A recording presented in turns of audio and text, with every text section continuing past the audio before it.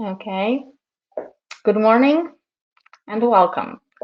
Thank you all for taking the time to join us for this webinar on the investment firm regulation and directive. My name is Monika Kwaśniewska and I'm a business development manager at Business Reporting Advisory Group, and it's a pleasure to host you. Before we proceed, just a remark that the webinar is being recorded. I'm really excited as together with PwC Belgium, we have joined the forces of our knowledge for this webinar. And looking at this new regime, combining the business implications with the data reporting perspective, together we can grasp the whole picture. And it will be in 3 broad sections followed by Q&A. So please share your questions and we will answer them at the end of the session. To give you a bit of an introduction of who we are, Business Reporting Advisory Group, and for over 15 years, we have been working in regulatory data space in financial sector. We delivered various projects aimed in particular at raising the quality of data flows. Our focus is on Europe, where thanks to our project supporting regulators, we are this one step closer in better understanding the reporting requirements. Our team has contributed to setting data standards. For example, as co-authors of the data point methodology, known as DPM, used by European Banking Authority and now also recognized as an ISO standard. It is the DPM that underlines the reporting models that set all the rules for reporting. Therefore, we understand, especially that with so many validation rules, just to mention that for CRD4, when you compare 2.9 release with the latest 3.0 version, there have been more than 1,000 validation rules added. And with updates and changes regularly published by regulators, errors in reporting are a common issue. We know that where data, technology, and changing policies intertwine, trusted solutions are key. Providing our validation and regulatory reporting software, we know that our customers have confidence, especially when short on time to prepare, to detect errors, and just for ultimate compliance. And especially as supervision is undergoing constant change, it is only natural that changes in reporting dynamics are actually the only constant that can be expected. And now, let me please hand over the microphone to Carol to tell you a bit more on the expected changes coming from the implementation of IFR and IFD. Carol, the floor is yours.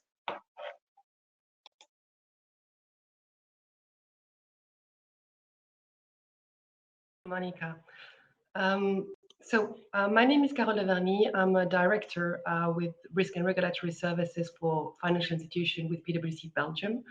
I specialize on supervision matters, both for credit institution, but also now for investment firms with the introduction of IFD and IFR. I must apologize because it seems that there's a drilling festival ongoing in both my building and the building across the street. So my apologies for any inconvenience and any loud noise that may pop up.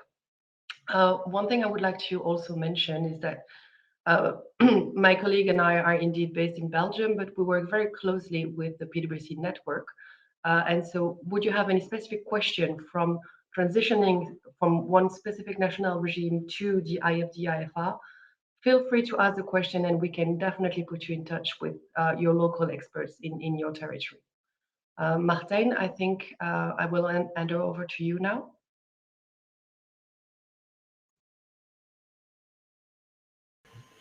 Yes, hello everybody as well from my side. My name is Martijn Smet. I'm also a director in financial services in PwC Belgium, focusing on financial institutions as regulatory reporting challenges, mainly in the banking space, but also expanding to the investment firm space going forward.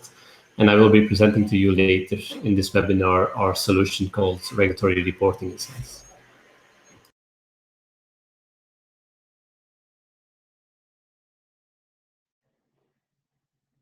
Olivier?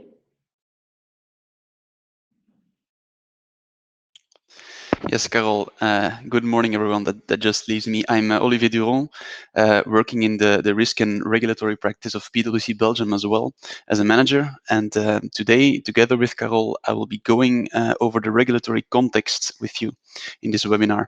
So, Carol, perhaps to start our presentation, perhaps you could give the attendees some perspective on how this new regulatory framework came to be and what it exactly means at a high level for EU investment firms. Sure, indeed, Olivier. So for investment firms that are not currently included in the CRD-CRR framework, the regulatory landscape is still very fragmented as it remains mostly at the hands of local supervisors. So we see, for instance, that in some countries, the prudential framework is a slightly adapted version of the CRD-CRR package, but other territories have developed a very dedicated framework for investment firms already.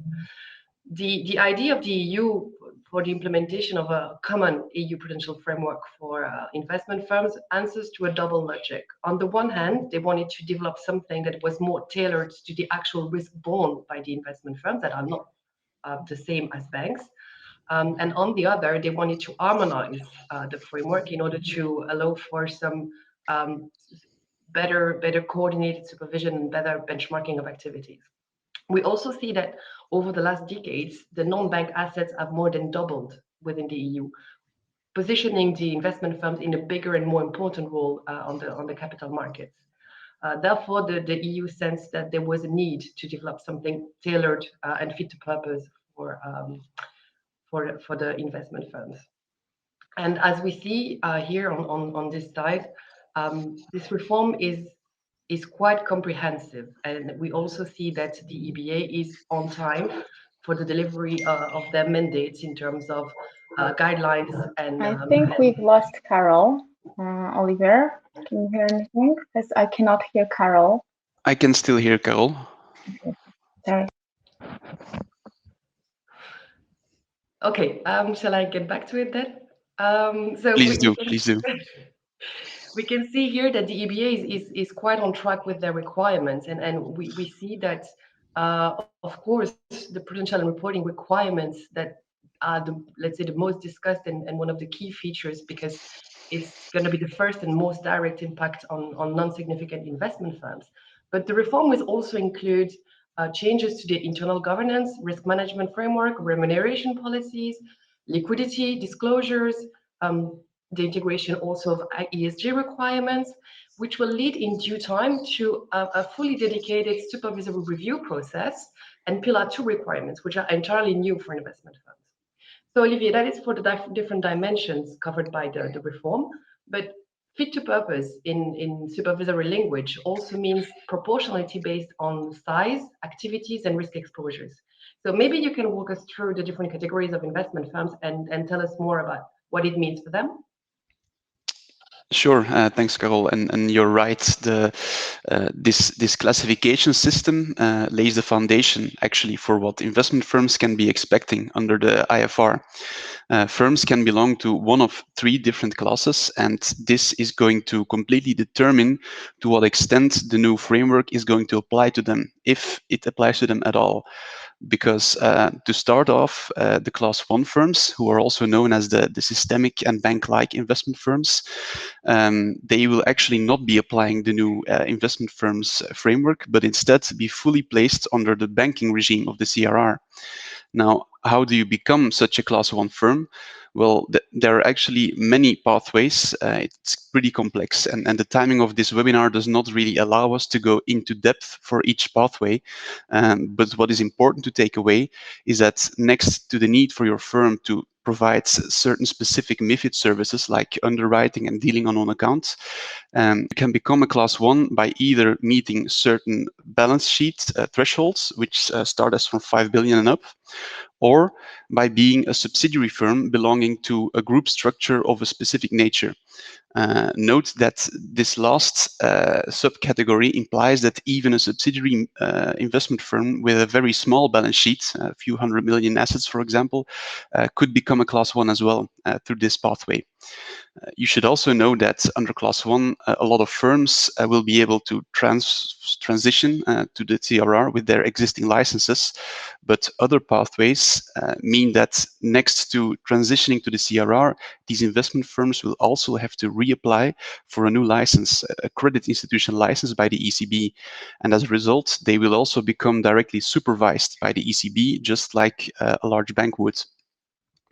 Next, going on, we have the Class 2 firms, which is the middle category. But when it comes to the IFR, IFD itself, they are actually the most regulated, since they have to apply the new framework fully.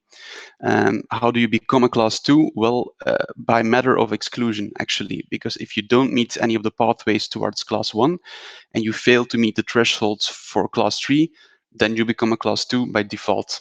And according to the EBA's own estimates, this class encompasses about 2/3 of the investment firms in Europe. So it's the biggest category in number. And then lastly, we have the Class 3 firms, which are called the small and non-interconnected firms. They get some important exemptions on almost each chapter of the investment firms framework, but these firms have to stay below a long list of cumulative thresholds if they want to remain in this less regulated class. And these thresholds involve, among other things, having less than 30 million in annual turnover, holding no client money, and having zero cash or derivative trades, for example. But the list is quite longer than that, actually. So, Carol, as you can see, the classification of an investment firm will very heavily impact the weight and the complexity of its prudential requirements. But since Class 1 firms will not have to apply this new framework, let's maybe look a bit closer at the other classes. You mentioned earlier that the reforms are comprehensive, but could you maybe elaborate a bit more on that? Yeah, sure, Olivier. And indeed, the bulk of the changes are directed at Class 2 firms. So if we look now in terms of own fund requirements, the new regime relies on three specific notions: the initial capital or permanent minimum requirements, the fixed overheads requirement, which accounts for 25% of your annual fixed overheads, and K factors. K factors are applicable for Class 2 only and can be looked at as similar of risk-weighted assets for credit institutions. I won't go into too much detail here, as I know that the K factors actually have no secrets for you and that you will walk us through this in a minute. Class 2 firms will have to hold capital according to whichever of these three categories is the highest, whereas Class 3 firms are not subject to the K factors and will have to hold capital to whichever the amount of minimum permanent minimum requirements or fixed overhead requirements, whichever is the highest again. With regards to liquidity, it's a new dimension for investment firms, and the IFD IFR introduces a basic liquidity requirement equivalent to at least 1/3 of the fixed overhead requirement, with a slightly different list of eligible assets depending on your category. And competent national authorities may exempt Class 3 firms again. Firms will also be subject to a concentration risk, and they will need to notify the competent authorities once this concentration risk, marked by the K-con, so K factor for concentration, exceeds 25% of their own funds or 150 million, whichever, again, is the highest. And it's similar to the disposition of the CRR regarding the large exposure limits. IFR also includes a mandatory reporting that is quarterly for Class 2, annual for Class 3, and disclosure obligations that are, again, quite similar in principle to what we now see under the Pillar 3 disclosure for banks. One of the big changes also is that investment firms will be subject to internal governance and risk management frameworks requirements that will go along the three lines of defense, and that aims to facilitate supervision and ensure sound risk management. That will include an ICAP and an ILAP, so internal capital adequacy and internal liquidity adequacy, and then a dedicated supervisory process for which the EBA will produce guidelines at the end of this year or early next year. Class 3 again can be exempted upon discretion of their NCAs, but it also means that these Pillar 2 requirements are entirely new. This was not existing at the moment. The investment firms will also need to ensure that their remuneration practices do not foster too much risk-taking. And when we see the draft guideline that has been published by the EBA, it's very much aligned to what is currently required for credit institution, albeit a bit more flexible when it comes to the variable remuneration practices and instruments that are allowed. And finally, we can see that this regime aims at being proportionate to the risk and activities borne by the investment firms, but it also aims at creating synergies between the CRD and CRR framework, because it means on the one hand that we have better tools to have a harmonized supervision in Europe, but also to facilitate the transition from one regime to the other, should some investment firms either grow or reduce their activities. And this is one of the key principles underlying the structure of the framework. It's really to make sure that firms can more easily move from one to the other. But now, Olivier, I think it's time for me to let you explain what are those key factors and what they mean for institutions. Sure. Well, put simply, K factors are a series of risk parameters and indicators representing the risk that an investment firm could pose to its clients, the market at large, or lastly, to the firm itself. And each of these three categories has several K factors, 9 in total. And for a Class 2 firm, to determine its capital requirements, according to these K factors, it's just a matter of adding up all of these various K factors to one grand total. And the K factor is subdivided, like I said previously, in three segments. So you have the risk to client, the risk to market, and then finally the risk to firm. So I'll quickly go over the different K factors that we have here. Starting with the risk to clients, which serves as a proxy for the business lines of investment firms from which harm to clients can manifest and impact the firm's own funds. Within this class, we have four different K factors, starting with the client assets under management and ongoing advice, which is the value of assets that an investment firm manages for its clients under discretionary portfolio management and non-discretionary arrangements. Secondly, we have the client assets safeguarded and administered, which ensures that an investment firm holds enough capital in proportion to these assets, regardless of whether they are on its own balance sheet or in third-party accounts. We have thirdly the client money held, which captures the risk of harm where an investment firm holds its client's money, whether on its own balance sheet or once again on third-party accounts. And then lastly, we have the client orders handled, which captures the risk to clients of an investment firm that executes orders in the names of its clients and not in the firm's name, say by providing execution-only services or when a firm is part of a chain of client orders. Moving on, we have the block of the risk to market, which are K factors that only apply to firms with a trading book that deal on their own account or on behalf of their clients. Meaning they deal on a match principle basis or as a market maker. And here we have the K factor for net position risk, which is a point-in-time measure that follows the standardized approach for market risk that some investment firms, or at least the investment firms with a trading book, should already be familiar with. And then secondly, we have the K factor for the clearing margin given, which relates to an investment firm's derivative position and is subject to clearing. And at a high level, this allows an investment firm to use as their clearing margin given to just use the amount of margin required by its clearing member. And then lastly, we have the risk to firm, which must be modeled by investment firms that deal on own account, also on their own account. These K factors are, you can look at them as a simplified version of the banking rules for counterparty credit risk and large exposures.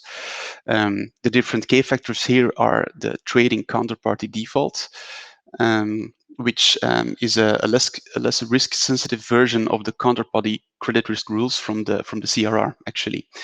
And it's designed to ensure that an investment firm has sufficient capital to cover replacement costs and take into account the changes in specific exposures. and it applies to a finite set of transactions within a firm's trading book. Then secondly, we have the daily trading flow, which captures the operational risks that a firm can be exposed to by executing many trades, either on its own account or on behalf of clients. And then lastly, we have the concentration risk K factor, which captures the risk from individual or highly connected counterparties where a firm has an exposure greater than either 25% of its own funds, or if it's an exposure to an institution, the lower of 100% of its own funds and 150 million euros or pounds. This is actually a simplified version of the CRR's own large exposures framework, and it will require daily monitoring by the firm. Now, the calculation of the K factors itself is not overly complex, especially when you compare this with the banking rules for capital requirements. But collecting the relevant data to monitor all of these K factors could be a bit tricky. Maybe to move on, I also have some slides on zooming in more on the reporting and the disclosure implications. But I don't think the timing of this webinar allows me to go really into depth here. What's maybe just, and I think Richard will probably explain this better later on in the webinar, but what I can maybe just give you as a takeaway is that for the disclosure implications, it's just relevant to know that currently many EU jurisdictions don't have any disclosure requirements for investment firms. So this is something that for some firms could be completely new, the obligation to disclose. And then secondly, on the reporting implications, let me just say I have the various reporting templates from the investment firms review here as designed by the EBA, but I will just keep it in saying that the templates are actually quite different from what firms may know from the CORAP framework. So it's quite different. So Carol, I think with that, I think I've concluded my section on the K factors and the reporting aspects, but maybe to finalize, what would you say are your key takeaways of the investment firms review, and what do you see as the biggest challenges for our clients in this domain? Thank you, Olivier.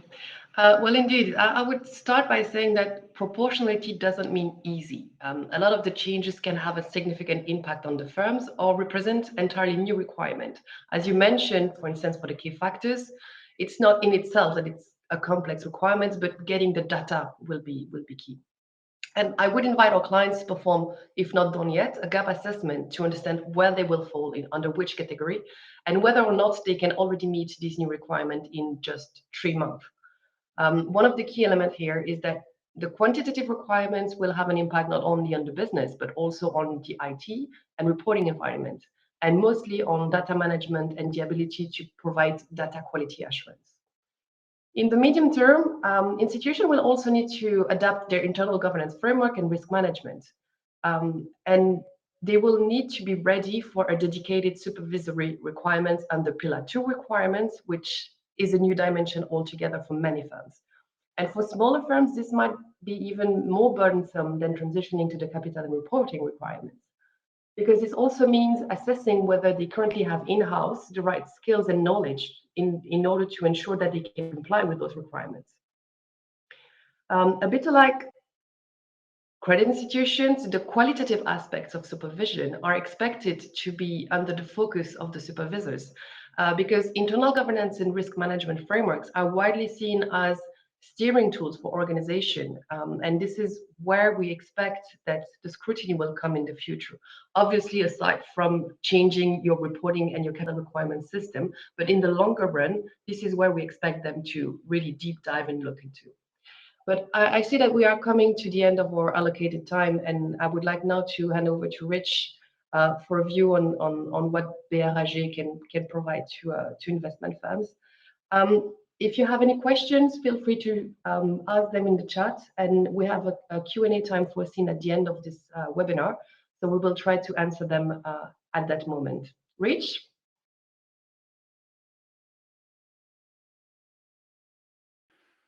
Good morning, and thank you, Carol and Olivier. Let me just Excellent. The slide navigation is working. So I'm Richard Wickens. I lead our product management division in Business Reporting Advisory Group, or BRAG. Prior to this, I worked in RegTech Solutions in KPMG as a senior manager, and prior to that, I was in RegTech in various different roles at the Bank of England.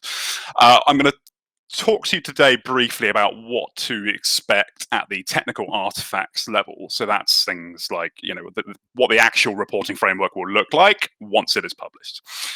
And then after this, I'm going to give a demo of our product, Atom Particles, which allows you to validate your data, to manipulate your data at the reporting level, and ultimately to export a valid XBRL file in order to submit to the regulator. So a quick word about what we have in front of us. This is based on some manual analysis of the XLs that have been published in the RTS.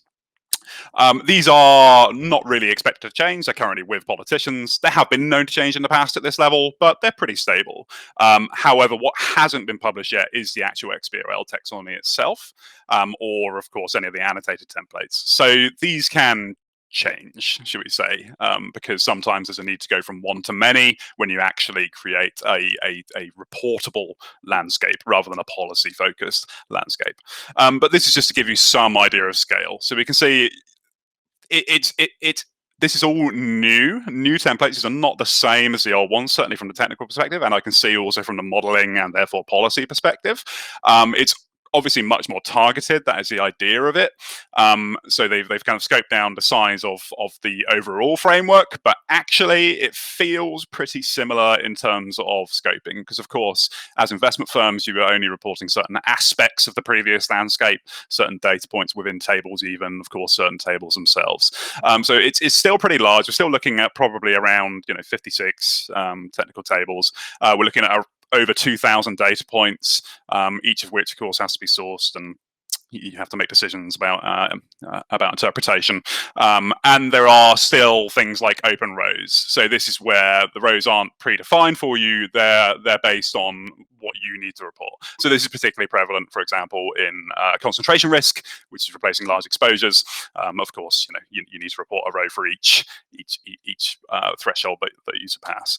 So again, the data points can't take into account, of course, how many rows you have to report, but this is just to give you some level of idea. The validation list is yet to be published. I expect them to number in the hundreds based on their EBA's other reporting frameworks, but that's just guesswork at this stage.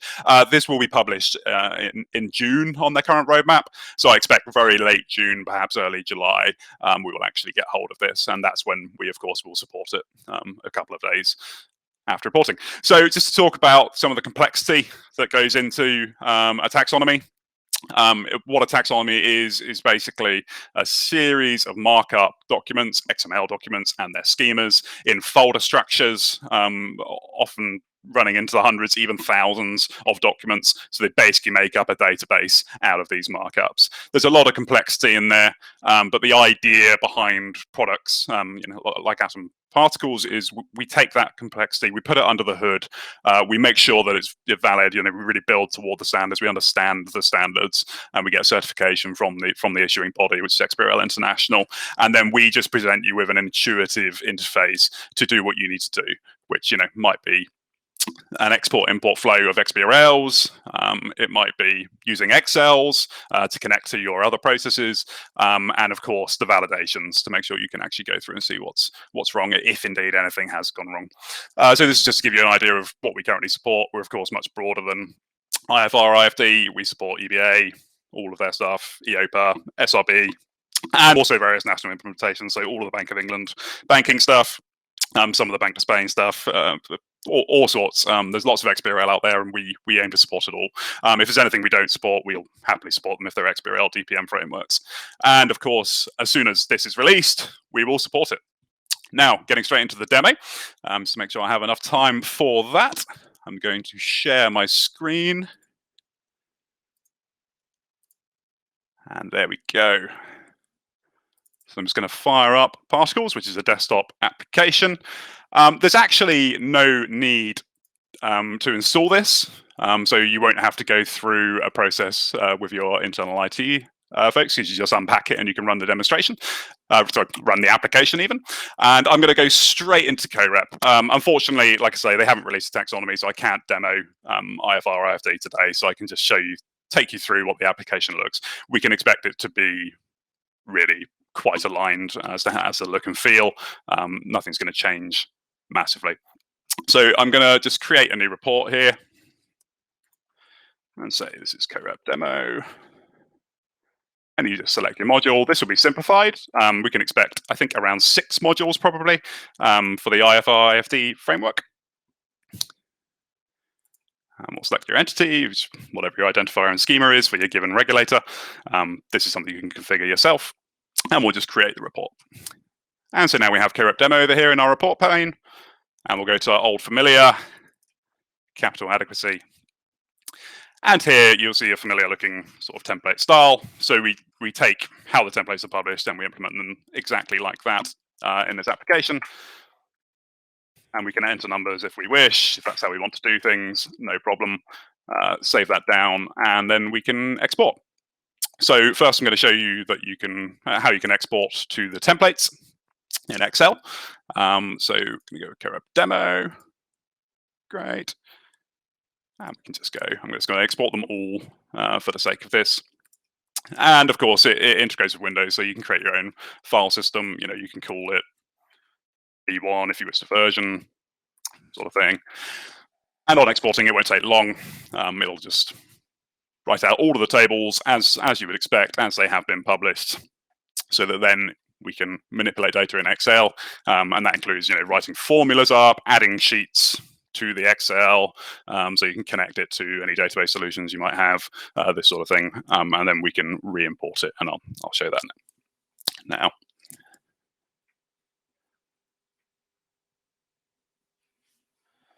Great, and that's just saving down.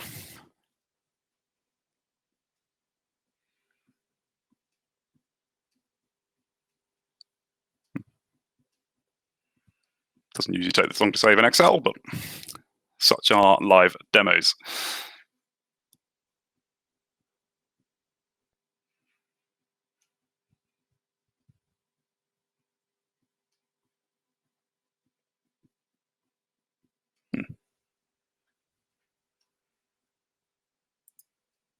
There we go.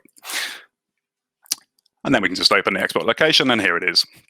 So we'll be able to see the numbers that we've entered, as well as a whole bunch of blank sheets, and of course your index page, as you would hope for. There will be a lot less tables here, so it'll be more manageable, of course, in the IFR IFD framework. But if we jump to capital adequacy, we can see the numbers we've got here.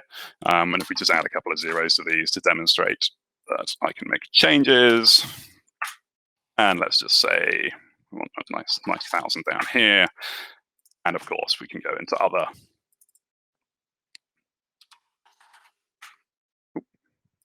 And it will tell you if you've entered something that's not a number, which is quite handy, of course, the old fat finger error. And if I just save this down, oh, it is in fact my Excel that's not performing well today. That's interesting. And then we go back into the application and we can just import straight back in. Of course, it was a visual Excel. Here we go. And we just tell it, yep, it was own funds.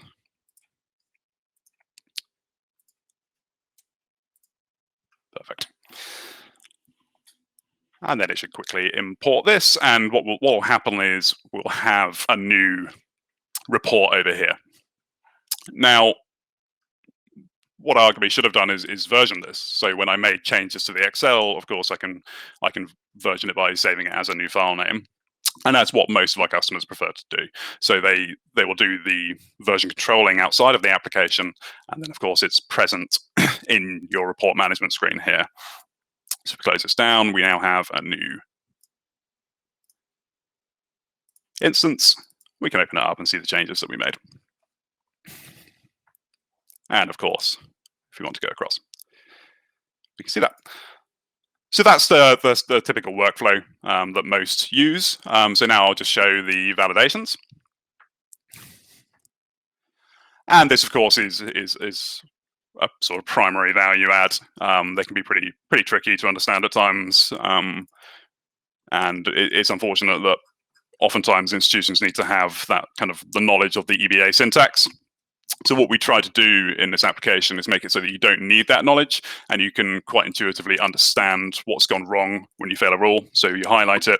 It will highlight what tables are involved. So here in all of these cases, it's just a single table. If there are multiple tables, it will both open the table and highlight it red up the top left here on your tables pane, and also within it will show you which cells have been affected, and down here we can see what the expression is. So we can see it's column 10, sorry, row 10 on the left hand side, and row 530, 20, 750 on the right hand side, and you can even see the values of what it's meant to be.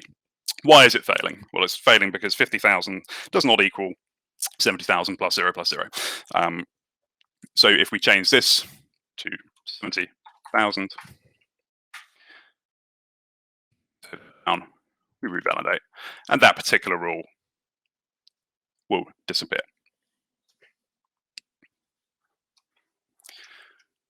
Now I'm going to quickly demonstrate with a full file, a full COREP file. So this is larger than an IFD, IFR file would ever be. And it's got several data points per open axis. It's filling out, for example, where currencies are on the z-axis as well.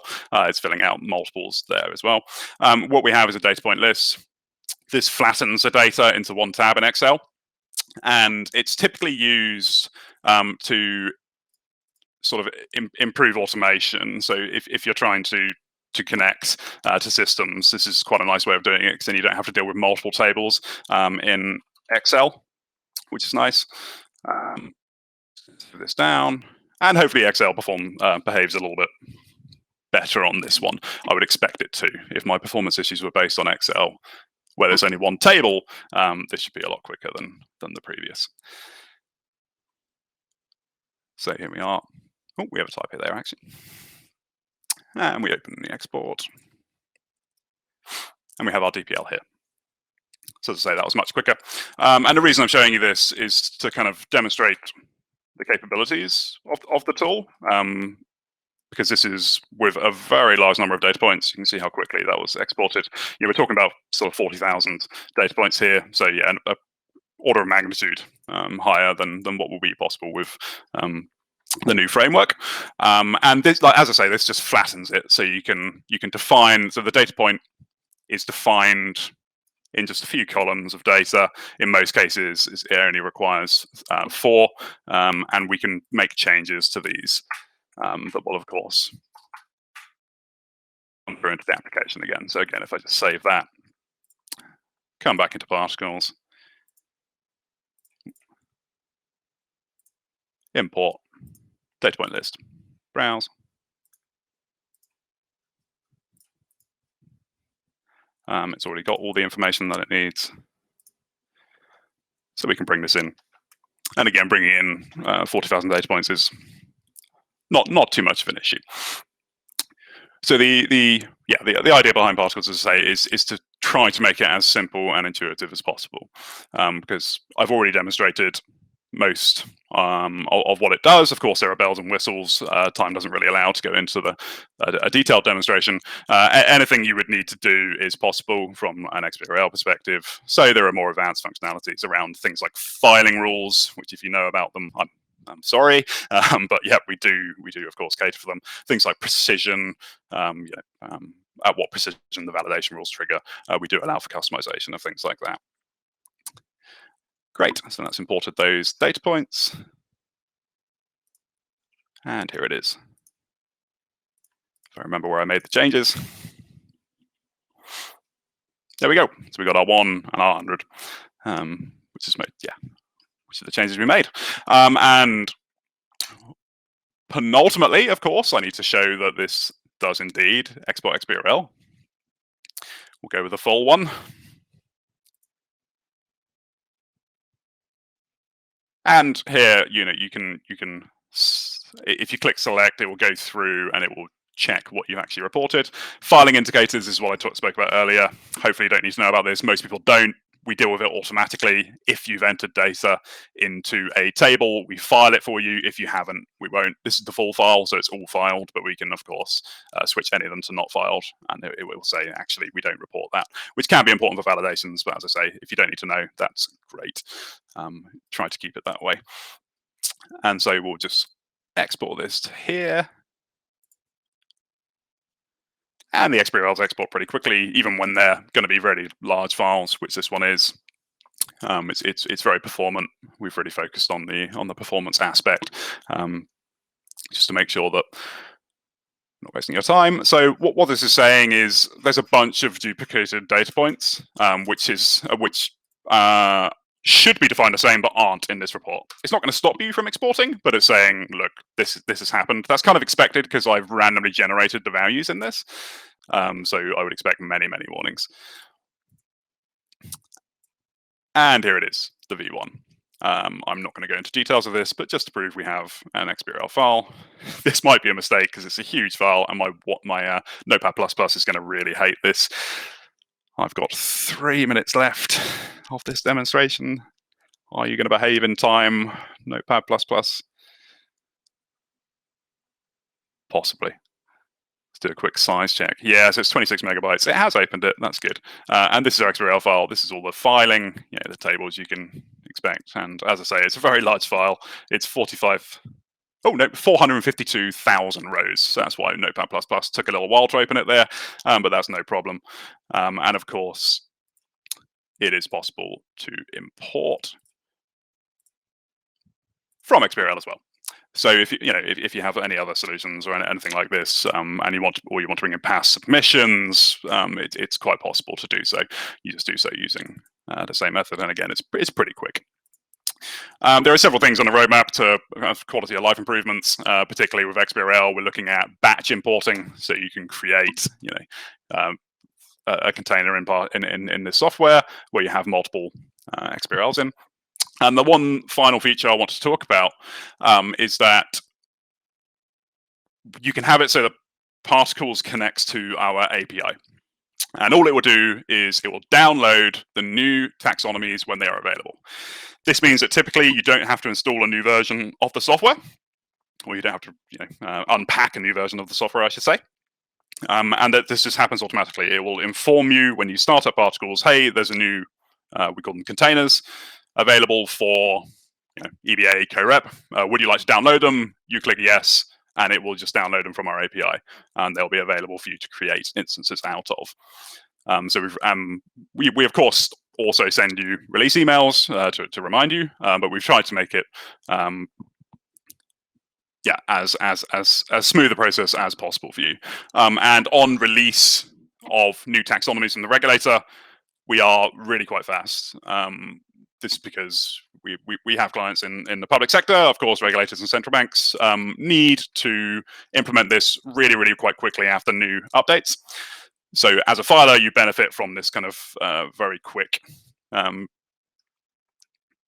turnaround that we offer to our other clients. And that brings me almost exactly to time. And so I am going to hand over to Martin, who's going to talk to you a little bit about some exciting analytical aspects in his product.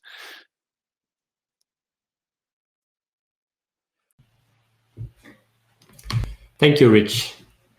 So we come in as PwC at the end of the process where you have generated your XBRL file as an investment firm. And essentially, you want to analyze whether you have adequately reported all the information that is required to be reported to the regulator, and whether it's also in line with your understanding of the truths of the information you actually want to provide to the regulator. So as product owner of Regulatory Reporting Insight, our mission statement is that we are a solution that wants to build that digital trust in the regulatory reporting value chain. So we essentially stand between the regulators and the investment firms. And as already explained by my colleagues and by Rich, this new IFR requirement will impose a very heavy regulatory reporting burden on those investment firms. And it will be a challenge for you to quickly reach the expected quality levels and to analyze and control your reporting in a digital manner. What our solution will allow you to do is to analyze these new reports once the XBRL has been generated, and to do that in a very digital and visual way. Now, how do we do that? We essentially want to transform it from a very manual analysis which happened in the past. And so in the past, investment firms and also, of course, credit institutions did all of this in Excel templates and try to analyze their reporting by setting additional columns next to the information reported and trying to compare it with known data points, with internal sources, but also with past reporting periods. And one of the main issues in regulatory reporting is that you never have any comparatives. So this is the problem that we have tried to solve. So going from an error-prone and time-consuming process, which is manual in Excel, we have transformed into a cloud-based solution, which is easy and insightful to use, which is currently already live for banks and insurance companies, used by several significant institutions, and will also be available for investment firms going forward. The solution has three main functionalities. Of course, we offer all the EBA's and EIOPA data quality controls as supported by BRAG's particles tool. But of course, we add a layer on top of that. At PwC, we want to focus on the data quality checks, which are more advanced, I would say. For example, these are checks which are, from a plausibility perspective, more developed, in the sense that based on the checks, we would expect that in most of the cases, this check would be true, based on the data in the market and based on our knowledge of the reporting. But of course, an institution could always have an exception. What is key to remember is that on top of the hundreds of data quality checks for investment firms, which will already be there from an EBA perspective, we will be adding on that additional level of data quality expectations, which is going to be where the sector is going to evolve to in the future as well. Next to that, there's also the dynamic visualization perspective. As Rich explains, there are thousands of individual data points into the IFR-IFD model. We will be able to visualize essentially every data point into easy-to-use Power BI dashboards, which are built on a cloud-based environment. So we will be visualizing evolutions into capital ratios, fixed overhead requirements, the K-factor requirements, which Olivier explained earlier on, and also concentration risk and liquidity requirements. Next to that, the third functionality of our application is that we allow an automated comparison on a cell-by-cell basis between two versions of the report. Why can this be useful? Well, on the one hand, if you want to do a variance analysis between different reporting periods and still have your Excel-based templates to be able to do comparisons, that is of course possible. But also if you make changes at a last instance and you want to make sure that there are no other changes which have occurred, this can also be a very useful functionality. Also, for example, if you are implementing a new prudential reporting software to produce reporting, so for example, you were at a competitor and you now switch to BRAG's solution in the future, and you want to validate that the information that you're reporting is still the same, you're also able to use this functionality, which will, in a couple of minutes, give you an indication whether the reports that come out of your new software are exactly the same as the reports that come out of your old software, which can be very helpful in user acceptance testing, of course. So how does it look like on the data quality and consistency perspective? We have the overview of mathematical checks, which is essentially a human-based explanation of all of the controls which we are performing. So it's not only the formula which you saw in the application beforehand, but also a human explanation of each and every check. And on the right-hand side, you can see our exception module. And once you have run all the data quality checks, you will be able to quickly navigate through them and to solve any issues which might have occurred. The dynamic visualization perspective offers trend analysis. So as you can see on the left hand, we have an example of how credit risk evolves and how you can visualize that in a dashboard. You can see that it is evolving over the last couple of periods, and we essentially directly deep dive into what are the underlying reasons. Is it an increase of number of exposures? Is it an increase in the level of credit risk of the institution, etc.? What is very useful in this sense is that it allows you to drill down, zoom in and zoom out out of the different data fields which have been reported, which allows a more thorough understanding of the information that you have reported to the regulator. What is also very useful, of course, is that it is a plug-and-play solution.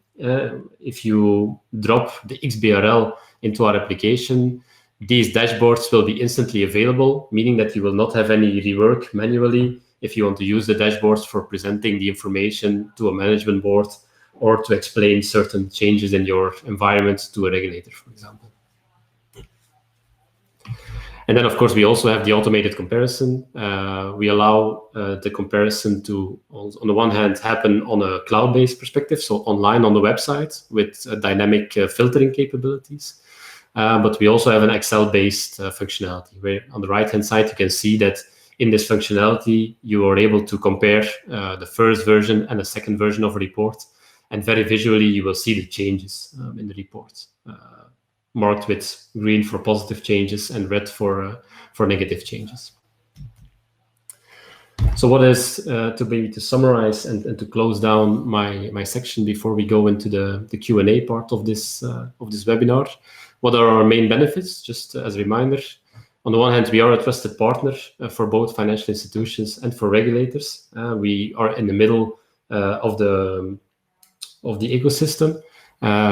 We have more than 100,000 data quality checks already in our library, and this is constantly growing based on PwC's expertise in regulatory reporting. We are a user-friendly and digitally secure solution, so it is plug and play, usable from your iPhone or from your laptop to be connected 24/7, and it is based on standard XBRL templates, so it should be plug and play in that sense. And it is also adaptable to your needs. We will, as part of the standard solution, we will be providing dashboards on a standardized basis for investment firms. But of course, if your institution wants to visualize certain information specifically, which is specific to your institution, we allow those dashboards to be adapted on your request as well, to make sure that it is really reflecting your truths in the reporting to stakeholders.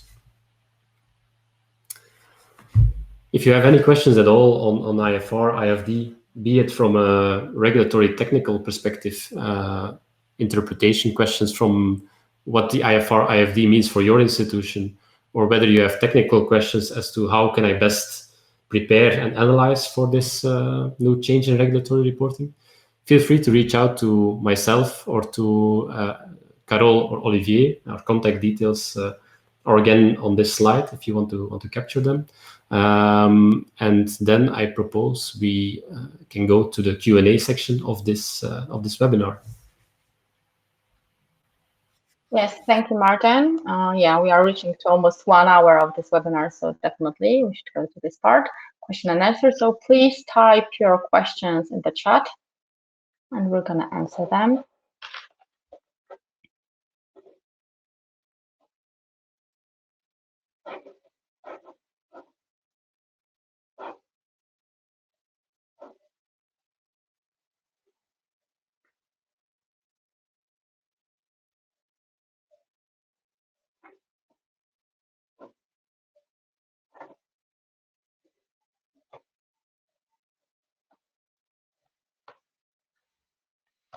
Okay. I'll just wait for a moment.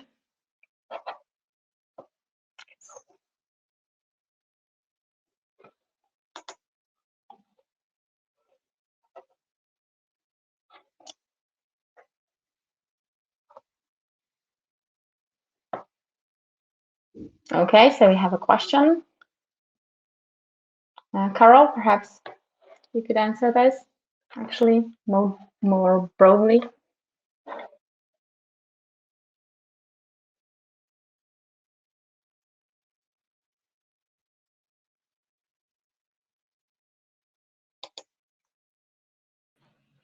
Yes, sorry, Monica, I was struggling to unmute myself. Yes, the answer is yes. I don't know if Olivier wants to add a bit on that dimension, but the idea indeed that when he showed you the slides with the new reporting templates, it will look correct, unless obviously you are a class 1 firm that remains under the CRD regime. So for class 2 firms, it's going to be replaced. When will it become effective? The directive has entered into force in December 2020, and the IFR, so the regulation and the reporting requirements, become effective as of end of June this year. So this is why we were mentioning earlier that firms will need to comply in just over 3 months. The question also will remain because we know that some territories and some national competent authorities have not transposed the directive and their requirements yet. So regulation is de facto applicable without member states to have to transpose them, but national competent authorities need to be ready. So that will entirely depend on the territories, whether or not your national competent authorities are able to transpose the package into national law in due time. We know that, for instance, in Belgium, the draft law has been approved by the Council of Ministers and is currently being revised by the State Council. So it needs to go still through Parliament. And as far as I understand, I think Luxembourg is a bit more advanced than other countries, but I understand that many territories are still lagging behind in terms of implementation.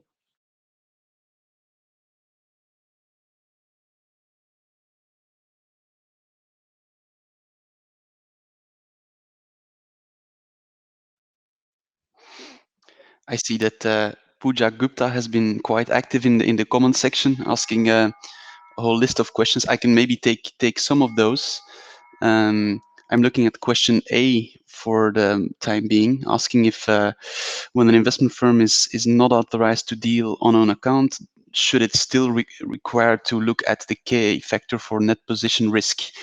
I think the answer here is yes. Because even if you're not authorized to deal on an account, you can still deal on behalf of your clients, and that also contributes to K factor for net position risk. So yes, even if you're not licensed to deal on an account, you can still make trades on behalf of your clients, which could give you a K NPR and therefore exclude you from class 3 status. Also looking at question C for the time being, which asks if an investment firm should exclude all cash and derivative trades executed or transmitted via an MTF or OTF platforms. I think the answer here would probably, they're quite technical, so I'm speaking out of my own opinion here, but I think for question C, the answer would be yes. These cash and derivative trades should be excluded if they were initiated by third parties, of course. I'm not sure if someone else wants to take any other of these more technical questions. I think that also, in respect of the time, and we actually reached to 1 hour of this webinar. So if there are some questions that we are not able to address all like right now, we will make sure to get back to you later on. So I think that this is a way to go. So thank you very much, actually, for joining us today. Thank you all the participants, and thank you all the speakers, Carol, Olivier, Martin, and Rich, obviously, and also should you like to learn more how our tools can help you to navigate through these changes coming with the implementation of IFD and IFR, and how can you ensure compliance and gain more insights, please contact us via email for a dedicated demo session. So once again, thank you all for joining us in today, and have a beautiful day. Thank you.